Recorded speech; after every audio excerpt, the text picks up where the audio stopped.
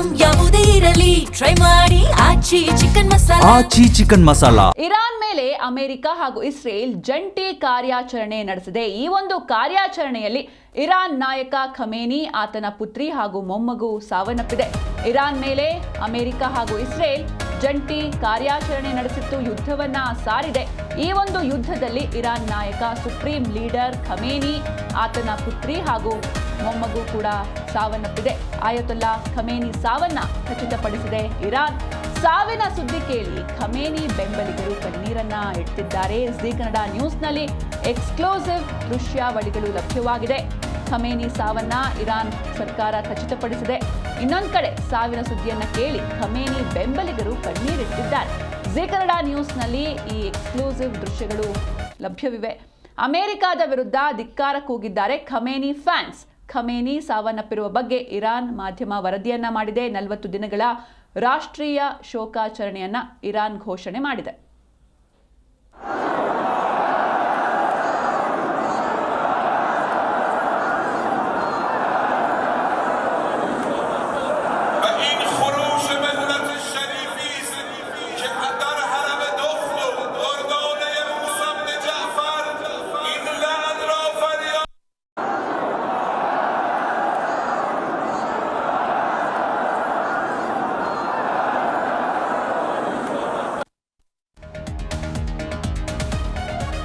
Khamenei ಹತ್ಯೆ ಘೋಷಣೆ ಬೆನ್ನಲ್ಲೇ ಇರಾನ್ನಲ್ಲಿ ಇನ್ನೊಂದು ಕಡೆ ಹರ್ಷೋದ್ಗಾರ ಜೋರಾಗಿದೆ. ಟೆಹರಾನ್ನ ಬೀದಿಗಳಲ್ಲಿಯೂ ಹರ್ಷೋದ್ಗಾರ ನಡೀತಾ ಇದೆ. ಜನ ಸಂಭ್ರಮಿಸ್ತಾ ಇದ್ದಾರೆ. ಒಂದ್ ಕಡೆ ಕಣ್ಣೀರಿಟ್ಟಿದ್ದಾರೆ ಅವರ ಫ್ಯಾನ್ಸ್ಗಳು, ಇನ್ನೊಂದು ಕಡೆ ಸಂಭ್ರಮಾಚರಣೆ ಜೋರಾಗಿದೆ. ಬೀದಿಯಲ್ಲಿ ಸಂಭ್ರಮಾಚರಣೆ ಮಾಡಿದ್ದಾರೆ ಇರಾನ್ ಜನರು. ಖಮೇನಿ ಸಾವಿನ ನಂತರ ಇರಾನ್ ಸ್ಥಳೀಯರು ಸಂಭ್ರಮ ಪಡ್ತಿದ್ದಾರೆ. ಸೋಷಿಯಲ್ ಮೀಡಿಯಾದಲ್ಲಿ ವಿಡಿಯೋಗಳು ವೈರಲ್ ಆಗ್ತಾ ಇದೆ. ನೀವು ಆಗಲೇ ನೋಡಿದ್ರಿ, ಒಂದ್ ಕಡೆ ಖಮೇನಿ ಫ್ಯಾನ್ಸ್ ಕಣ್ಣೀರನ್ನ ಹಾಕ್ತಿದ್ದಾರೆ, ಹಾಗೆ ಅಮೆರಿಕ ವಿರುದ್ಧ ಘೋಷಣೆಗಳನ್ನ ಕೂಗ್ತಾ ಇದ್ರು. ಇನ್ನೊಂದು ಕಡೆ ಖಮೇನಿ ಹತ್ಯೆ ಆಯಿತು ಅಂತ ಯಾವಾಗ ಕನ್ಫರ್ಮ್ ಆಗುತ್ತೆ ಆಗ ಟೆಹರಾನ್ ಬೀದಿಗಳಲ್ಲಿ ಜನರು ಸಂಭ್ರಮಿಸ್ತಾ ಇದ್ದಾರೆ. ಬೀದಿಯಲ್ಲಿ ಸಂಭ್ರಮಾಚರಣೆ ಮಾಡಿದ್ದಾರೆ ಇರಾನ್ನ ಜನರು. ಖಮೇನಿ ಸಾವಿನ ನಂತರ ಇರಾನ್ ಸ್ಥಳೀಯರು ಸಂಭ್ರಮಿಸ್ತಾ ಇದ್ದಾರೆ. ಸೋಷಿಯಲ್ ಮೀಡಿಯಾಗಳಲ್ಲಿ ವಿಡಿಯೋಗಳು ವೈರಲ್ ಆಗ್ತಾ ಇದೆ. ಇರಾನ್ನ ಸರ್ವೋಚ್ಚ ನಾಯಕ ಖಮೇನಿ ವೈಮಾನಿಕ ದಾಳಿಯಲ್ಲಿ ಸಾವನ್ನಪ್ಪಿದ್ದಾರೆ ಅಂತ ಇಸ್ರೇಲ್ ಪ್ರಧಾನಿ ಬೆಂಜಮಿನ್ ನೆತನ್ಯಾಹು ಹಾಗೂ ಅಮೆರಿಕ ಅಧ್ಯಕ್ಷ ಡೊನಾಲ್ಡ್ ಟ್ರಂಪ್ ಘೋಷಿಸಿದ ನಂತರ ಟೆಹರಾನ್ನ ಬೀದಿಗಳಲ್ಲಿ ಹರ್ಷೋದ್ಗಾರಗಳು ಕೇಳಿ ಬಂದಿವೆ. ಇರಾನ್ನ ಸರ್ವೋಚ್ಚ ನಾಯಕ ಅಲಿ ಹೊಸೇನಿ ಖಮೇನಿ ನಿಧನರಾಗಿದ್ದಾರೆ ಮತ್ತು ಅವರ ದೇಹದ ಅವಶೇಷ ಪತ್ತೆಯಾಗಿದೆ ಅಂತ ಇಸ್ರೇಲಿ ಹಿರಿಯ ಅಧಿಕಾರಿ ಹೇಳಿದ ನಂತರ ಈ ಒಂದು ಡೆವಲಪ್ಮೆಂಟ್ಸ್ ಆಗಿದೆ. ಇರಾನ್ನ ಸರ್ವೋಚ್ಚ ನಾಯಕ ಖಮೇನಿ ಅವರನ್ನ ಇಸ್ರೇಲ್ ಟೆಹರಾನ್ ಮೇಲೆ ನಡೆಸಿದ ದಾಳಿಯಲ್ಲಿ ಹತ್ಯೆ ಮಾಡಲಾಯಿತು.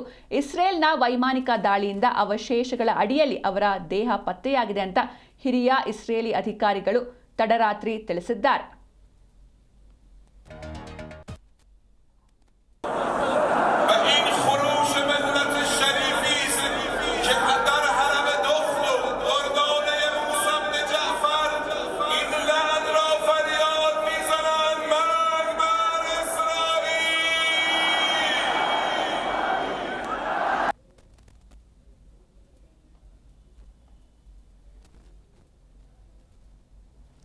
ಎಸ್, ಈ ಬಗ್ಗೆ ಹೆಚ್ಚಿನ ಮಾಹಿತಿಯನ್ನು ನೀಡ್ತಾರೆ ನಮ್ಮ ಪ್ರತಿನಿಧಿ ಅನಂತ್ ರಾಮಯ್ಯ ಲೈವ್ ನಲ್ಲಿ ಜಾಯ್ನ್ ಆಗಿದ್ದಾರೆ. ಅನಂತ್, ಇನ್ನು ಇರಾನ್ನ ಸುಪ್ರೀಂ ಲೀಡರ್ ಖಮೇನಿ ಹತ್ಯೆಯಾಗಿದೆ.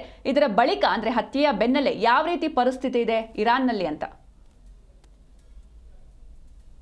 ಸಿಂಚನ ಏನು ಇರಾನ್ ಸುಪ್ರೀಂ ಲೀಡರ್ ಅಯತುಲ್ಲಾ ಖಮೇನಿ ಅವರ ಹತ್ಯೆಯ ನಂತರ ಇರಾನ್ ನಲ್ಲಿ 2 ರೀತಿಯಾದಂತಹ ಒಂದು ಬದಲಾವಣೆಗಳನ್ನ ನಾವು ನೋಡ್ತಾ ಇದ್ರಿ. ಒಂದು, ಅಯತುಲ್ಲಾ ಖಮೇನಿ ಅವರ ಹತ್ಯೆಯ ನಂತರ ಅವರ ಒಂದು ಕಚೇರಿ ಅಥವಾ ಮನೆ ಅಂತ ಕಾಣಿಸುತ್ತೆ. ನಾವು ವಿಜುವಲ್ಸ್ ಅಲ್ಲಿ ನಾವು ನೋಡ್ಬೋದು. ಬಹುಶಃ ಅದನ್ನ ಏನು ಅಮೆರಿಕ ದಾಳಿಯನ್ನ ಮಾಡಿದಂತಹ ಮಿಸೈಲ್ಸ್ ಬಂದ್ಬಿಟ್ಟು ಏನು ಠಮಾಕ್ ಮತ್ತೆ GBU-28 ಬಂಕರ್ ಬಸ್ಟರ್ ಮುಖಾಂತರ ಏನು ಖಮೇನಿಯ ತೆಹರಾನ್ ನಲ್ಲಿರುವಂತಹ ಅಧಿಕೃತವಾಗಿರುವಂತಹ ಒಂದು ಆಫೀಸ್ ಅಲ್ಲಿ ಹತ್ಯೆಯನ್ನ ಮಾಡಿರುವಂತದ್ದು. ಹತ್ಯೆಗೆ ಬಳಸಿರುವಂತಹ ಒಂದು ಬಂಕರ್ ಬಸ್ಟರ್ ಅನ್ನ ಬಳಸಿದರೆ ಠಮಾಕ್ ಮತ್ತು GBU-28 ಬಂಕರ್ ಬಸ್ಟರ್ ಮುಖಾಂತರವಾಗಿ ದಾಳಿಯನ್ನ ನಡೆಸಿರೋದು. ಅವರು ಈ ಹಿಂದೆನು ಅಂದ್ರೆ ಈ ಒಂದು ಟೈಮಲ್ಲಿ ಸುಮಾರು ಏನು 137 ಮಿಸೈಲ್ಸ್ ಮತ್ತೆ 207 ಡ್ರೋನ್ಗಳ ಮುಖಾಂತರವಾಗಿ ಇರಾನ್ ಮೇಲೆ ಯುದ್ಧವನ್ನ ಜಂಟಿ ಆಪರೇಷನ್ಸ್ ಅನ್ನ ಏನು ನಡೆಸಿದಂತಹ ಅಮೆರಿಕ ಮತ್ತು ಇಸ್ರೇಲ್ ಜೊತೆಗೂಡಿ ನಡೆಸಿದಂತದ್ದು. ಈಗ ಅವರ ಒಂದು ಮನೆಯಲ್ಲಿ ಅವರ ಬೆಂಬಲಿಗರು ಸಾಕಷ್ಟು ಏನು ನೋವನ್ನ ವ್ಯಕ್ತಪಡಿಸ್ತಿದ್ದಾರೆ ಮತ್ತು ಖಮೇನಿಯ ಹತ್ಯೆಗೆ ಒಂದ್ ರೀತಿಯಾಗಿ ಅಮೆರಿಕದ ವಿರುದ್ಧ ಅವ್ರ ವಿರುದ್ಧ ಏನು ರಿವೆಂಜ್ ಅನ್ನ ತೀರಿಸ್ಕೋಬೇಕು ಅನ್ನೋ ನಿಟ್ಟಿನಲ್ಲಿ ಘೋಷಣೆಗಳನ್ನ ಅಮೆರಿಕದ ವಿರುದ್ಧವಾಗಿ ಘೋಷಣೆ ಮಾಡ್ತಾ ಇದ್ದಾರೆ, ಅಮೆರಿಕ ಮತ್ತು ಇಸ್ರೇಲ್ ವಿರುದ್ಧವಾಗಿ. ಇದು ಒಂದು ಅವರ ಸಪೋರ್ಟರ್ಸ್ ಈ ಸದ್ಯದ ಪರಿಸ್ಥಿತಿನಲ್ಲಿ ಅಲ್ಲಿ ಮಾಡ್ತಾ ಇರುವಂತದ್ದು ಇರಾನ್ನ ತೆಹರಾನ್ನ ಅವರ ಅಧಿಕೃತವಾಗಿರುವಂತಹ ನಿವಾಸದಲ್ಲಿ. ಇನ್ನೊಂದು ಕಡೆ ಇರಾನಿಯನ್ ವುಮೆನ್ಸ್ ಅವರು ಸೆಲೆಬ್ರೇಷನ್ ಮಾಡ್ತಾ ಇದ್ದಾರೆ, ಒಂದು ಹತ್ಯೆಯನ್ನ ಸಂಭ್ರಮ ಆಚರಣೆ ಮಾಡ್ತಾ ಇದ್ದಾರೆ. ಅಂದ್ರೆ ಅಷ್ಟರ ಮಟ್ಟಿಗೆ ಈ ಒಂದು ಇರಾನ್ ನಲ್ಲಿ ಈ ಒಂದು ಅಯತುಲ್ಲಾ ಖಮೇನಿ ಅವರ ಒಂದು ಆಡಳಿತ ಅಷ್ಟರ ಮಟ್ಟಿಗೆ ವುಮೆನ್ಸ್ಗೆ ಎಸ್ಪೆಷಲಿ ಮಹಿಳೆಯರಿಗೆ ಅಷ್ಟೊಂದು ಬೇಜಾರವನ್ನ ತಂದಂತಹ ಒಂದು ಸಂಗತಿಯಾಗಿತ್ತು. ಹಾಗಾಗಿ ಮಹಿಳೆಯರು ಸಂಭ್ರಮವನ್ನ ಮಾಡ್ತಾ ಇದ್ದಾರೆ.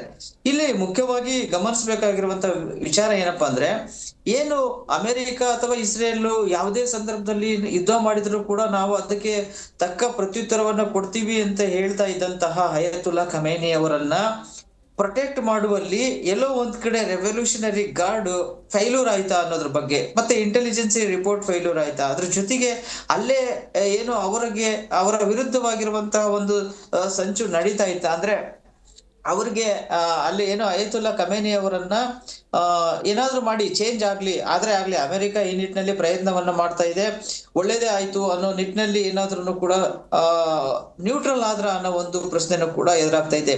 ಕಾರಣ ಏನಪ್ಪಾ ಅಂದ್ರೆ, ಒಂದು ವಾರ ಅಥವಾ ಹೆಚ್ಚು ಕಡಿಮೆ ಒಂದು ತಿಂಗಳಿಂದಲೂ ಕೂಡ ಏನು ಹೇಳ್ತಲೇ ಇದ್ರು ಡೊನಾಲ್ಡ್ ಟ್ರಂಪ್ ಅವರು, ಏನು ಯಾವುದೇ ಸಂದರ್ಭದಲ್ಲೂ ಆದ್ರೂ ಕೂಡ ನಾವು ಇರಾನ್ ಮೇಲೆ ದಾಳಿಯನ್ನ ಮಾಡ್ತೀವಿ ಅಂತ ಹೇಳಿ ಹೇಳ್ತಾ ಇದ್ರು. ಅಷ್ಟಿದ್ರೂ ಕೂಡ ಏನು ಖಮೇನಿ ಅವರನ್ನ ರಕ್ಷಣೆ ಮಾಡುವಲ್ಲಿ ಏನು ಅವರ ಒಂದು ರೆವಲ್ಯೂಷನರಿ ಗಾರ್ಡ್ ಫೇಲ್ಯೂರ್ ಆಗಿರೋದು ಎದ್ದು ಕಾಣಿಸ್ತಾ ಇದೆ. ಈಗ ಮುಖ್ಯವಾಗಿ ನಾವು ಇರಾನ್ ಅಲ್ಲಿ ಗಮನಿಸಬೇಕಾಗಿರುವಂತಹ ವಿಚಾರ ಏನಪ್ಪಾ ಅಂತ ಅಂದ್ರೆ, ಸಾಕಷ್ಟು ಒಂದು ಅಲ್ಲಿ ರೆಜಿಮ್ ಚೇಂಜ್ ಗೆ ಸಂಬಂಧಪಟ್ಟಂತಹ ವಿಚಾರ ಆಗಿರ್ಬೋದು, ಅದರ ಜೊತೆಗೆ ಈ ಒಂದು ಇರಾನ್ ಯುದ್ಧದಿಂದಾಗಿ ಯಾವ ರೀತಿಯಾದಂತಹ ಗ್ಲೋಬಲ್ ಮಾರ್ಕೆಟ್ ಮತ್ತು ಆಯಿಲ್ ಎಕ್ಸ್ಪೋರ್ಟ್ ಮೇಲೆ ಯಾವ ರೀತಿಯಾದಂತಹ ಒಂದು ಬೆಳವಣಿಗೆಗಳಾಗುತ್ತೆ. ಆಟೋಮೆಟಿಕಲಿ ಹೆಚ್ಚು ಕಡಿಮೆ ಏನು ಮ್ಯಾಕ್ಸಿಮಮ್ ಎಲ್ಲಾ ಇಡೀ ಜಗತ್ತು ಡಿಪೆಂಡ್ ಆಗಿರುವಂತದ್ದೇ ಈ ಒಂದು ಗಲ್ಫ್ ಕಂಟ್ರೀಸ್ ನ ಒಂದು ಆಯಿಲ್ ಮೇಲೆ. ಇದು ಒಂದು ದೊಡ್ಡ ಪರಿಣಾಮವನ್ನ ಬೀರ್ಬೋದು.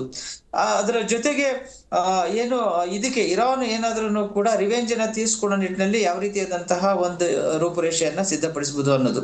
ಇನ್ನೊಂದು ಮುಖ್ಯವಾಗಿರುವಂತಹ ವಿಚಾರ ಏನಪ್ಪಾ ಅಂದ್ರೆ, ಏನು ಈ ಒಂದು ಖಮೇನಿ ಯಾರ ವಿರುದ್ಧ ಮಸಲತ್ತನ್ನ ಮಾಡಿ ಇರಾನ್ ಅನ್ನ ಸುಮಾರು 46 ವರ್ಷಗಳ ಕೂಡ ಆಡಳಿತವನ್ನ ನಡೆಸಿದ್ರು, ಆ ಒಂದು ದಂಗೆ ಎದ್ದಿದ್ರು ಯಾರು ರೆಹಜಾ ಪಹ್ಲಾವಿ ಅಂತ ಹೇಳ್ಬಿಟ್ಟು ಏನು ಆ ಒಂದು ನಾಯಕ ಏನಿದ್ರಲ್ಲ, ಅವರ ಒಂದು ಏನು ಈಗ ಸದ್ಯ ಅಮೆರಿಕದ ರಕ್ಷಣೆಯನ್ನ ಪಡೆತಿರುವಂತಹ ಆ ಒಂದು ರೆಜಾ ಪಹ್ಲವಿ ಎಂಬ ಒಬ್ಬ ನಾಯಕ ಏನಿದ್ರಲ್ಲ, ಅವರು ಟ್ವೀಟ್ ಮಾಡುವ ಮುಖಾಂತರವಾಗಿ ಇವತ್ತು ಏನು ಇರಾನಿಯರಿಗೆ ಒಂದು ಒಳ್ಳೆಯ ದಿನ ಬಂದಿದೆ, ಇವತ್ತು ಇಂದಿನಿಂದ ಇರಾನ್ ನಲ್ಲಿ ಒಂದು ಹೊಸ ಬದಲಾವಣೆ ಆಗುತ್ತೆ ಅಂತ ಹೇಳಿದ್ದಾರೆ. ಬಹುಶಃ ಅವ್ರನ್ನೇ ಏನಾದ್ರೂ ಕೂಡ ಡೊನಾಲ್ಡ್ ಟ್ರಂಪ್ ಅವರು ಅಲ್ಲಿ ಮತ್ತೆ ಏನಾರ ಒಂದು ಇರಾನ್ ನಲ್ಲಿ ಅವರವನ್ನ ಕೂರಿಸಿ ಅವ್ರ ಮುಖಾಂತರವಾಗಿ ಹೊಸ ಆಡಳಿತವನ್ನ ಸೃಷ್ಟಿ ಮಾಡಬಹುದು ಅನ್ನೋದು ಒಂದು ಮುಖ್ಯವಾಗಿರುವಂತಹ ಒಂದು ವಿಚಾರ.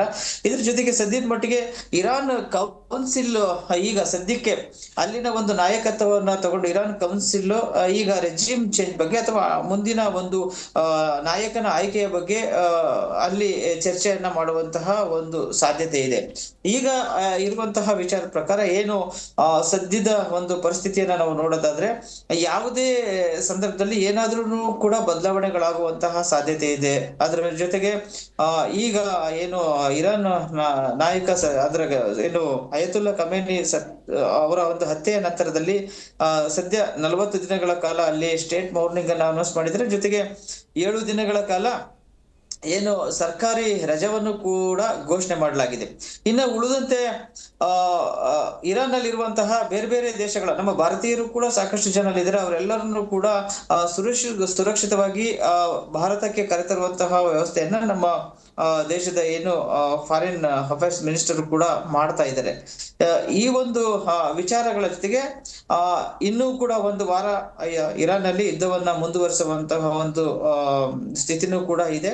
ಬಟ್ ಈಗ ಒಂದು ಸನ್ನಿವೇಶವನ್ನ ನಾವು ನೋಡೋದಾದ್ರೆ ಯಾವುದೇ ರೀತಿಯಾದಂತಹ ಘಟನೆಗಳು ಬೆಳವಣಿಗೆಗಳು ನಡೀಬಹುದು, ಏನ್ ಬೇಕಾದ್ರೂ ಆಗುವಂತಹ ಸಾಧ್ಯತೆಗಳಿದೆ. ಯಾಕೆಂದ್ರೆ ಖಮೇನಿ ಅವರ ಒಂದು ಹತ್ಯೆಗೆ ಪ್ರತೀಕಾರವನ್ನ ಇರಾನ್ ತೀರ್ಸ್ಕೊಂತೀವಿ ಅಂತ ಹೇಳ್ಬಿಟ್ಟು ಅಲ್ಲಿನ ಕೌನ್ಸಿಲ್ ಕೂಡ ಹೇಳ್ತಾ ಇದೆ. ಲೋಕಲ್ ಅಲ್ಲಿ ಒಂದು ಸ್ಥಳೀಯ ಟಿವಿ ವರದಿಯ ಪ್ರಕಾರ ಬಹುಶಃ ಆತರ ಆದ್ರೂ ಆಗ್ಬೋದು, ಅಥವಾ ಖಮೇನಿನೇ ಡೆತ್ ಆಗಿದ್ದಾರೆ ಅಂದ್ಮೇಲೆ ಆ ಒಂದು ಮುನ್ನಡೆಸ್ಲಿಕ್ಕೆ ಯಾರು ಕೂಡ ಇಲ್ಲದೆ ಇರುವಂತಹ ಪರಿಸ್ಥಿತಿನಲ್ಲಿ ಈ ಒಂದು ಸಂದರ್ಭದಲ್ಲಿ ಅಮೆರಿಕ ತನಗೆ ಬೇಕಾದಂತಹ ಒಂದು ಆಡಳಿತವನ್ನ ಅಲ್ಲಿ ಇರುವಂತಹ ಸಾಧ್ಯತೆಗಳು, ಜಾರಿಗೆ ತರುವಂತಹ ಸಾಧ್ಯತೆಗಳು ಕೂಡ ಇದಾವೆ. ಯಾಕಂದ್ರೆ ಅಂತ ಒಬ್ಬ ನಾಯಕನನ್ನೇ ಅಲ್ಲಿ ರಕ್ಷಣೆ ಮಾಡ್ಕೊಳಕ್ ಆಗಿಲ್ಲ ಅಂತ ಅಂದಾಗ ಇನ್ನ ಏನ್ ಬೇಕಾದ್ರೂ ಕೂಡ ಚೇಂಜಸ್ ಆಗುವಂತಹ ಸಾಧ್ಯತೆಗಳು ಇದಾವೆ. ಸಿಂಚನ್.